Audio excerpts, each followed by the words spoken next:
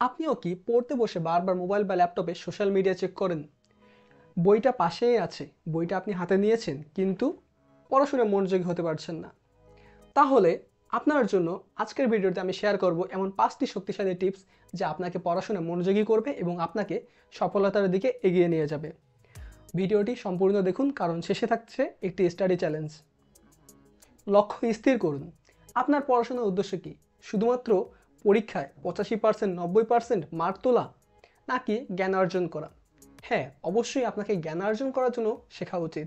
শুধু মার্ক তুলে আপনি পড়াশোনায় হয়তো ভালো রেজাল্ট করতে পারবেন, কিন্তু আপনার যদি কনসেপ্ট বা কেন শিখতেছেন সেটা জানা না থাকে তাহলে জীবনে সফল হতে পারবেন না। তাহলে লক্ষ্য স্থির করুন। জীবনে কি করতে চান সেটা জেনে রাখুন, তাহলে আপনি পড়াশোনার প্রতি মনোযোগী হতে পারবেন। সময়ের ব্যবস্থাপনা করুন। আপনার কাছে বই টেবিলই আছে, যেমন আমার আছে, কিন্তু পড়ার সময় নেই। তাহলে কি করবেন? পোমোডোরো টেকনিক ব্যবহার করুন এবং অন্তত 25 মিনিট পড়ুন। 25 মিনিট পড়ার পর 5 মিনিটের ব্রেক নিন, আবার 25 মিনিট পড়ুন, আবার 5 মিনিটের ব্রেক নিন। এভাবে পড়তে থাকলে আপনার পড়াশোনার প্রতি মনোযোগ ফিরে আসবে এবং আপনি পড়তে ইচ্ছুক হবেন। সঠিক পরিবেশ তৈরি করুন।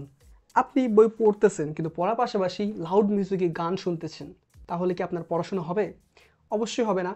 তো পড়াশোনার জন্য হেডফোনটাকে খুলে রাখুন, গানগুলো বন্ধ রাখুন এবং পাশে কোনো মোবাইল বা ল্যাপটপ থাকলে সেগুলোতে যদি সোশ্যাল মিডিয়া থাকে তাহলে সেগুলো সরিয়ে রাখুন। তাহলেই আপনার পড়াশোনায় মনোযোগ আসবে। নিজেকে রিওয়ার্ড দিন। আপনি 1 ঘন্টা মনোযোগ নিয়েও যদি পড়েন তাহলে অবশ্যই 10 মিনিটের একটি ব্রেক নিন। এই 10 মিনিটে আপনি নিজেকে একটি রিওয়ার্ড দিন। যেমন আপনি একটি চকোলেট খেতে পারেন, আপনি একটি নিজের পছন্দের গান শুনতে পারেন, অথবা আপনি একটু হেঁটে ঘুরে আসতে পারেন। কিন্তু ঘুরতে গিয়ে বেশি দূরে চলে যাবেন না। তাহলে আপনার পড়াশোনায় মনোযোগ আবার হারাবেন, কিন্তু রিওয়ার্ড তো দেওয়া অবশ্যই দরকার। জীবনে অনুপ্রেরণা খুবই প্রয়োজনীয়। হ্যাঁ, আপনি যদি অনুপ্রেরণা নিয়ে সবসময় চলতে চান তাহলে হবে না। আপনাকে ধারাবাহিকতা বা কনসিস্টেন্সি অবশ্যই বজায় রাখতে হবে।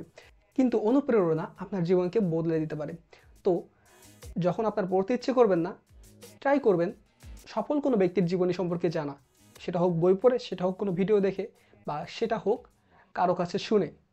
কারোর সাথে কথা বলতে পারেন এবং তার অনুভূতিগুলো জানতে পারবেন, সে কীভাবে পড়াশোনা করে সফল হতে পেরেছে বা পড়াশোনা করা কেন গুরুত্বপূর্ণ। তাহলে আপনার পড়াশোনার প্রতি মনোযোগ ফিরে আসবে।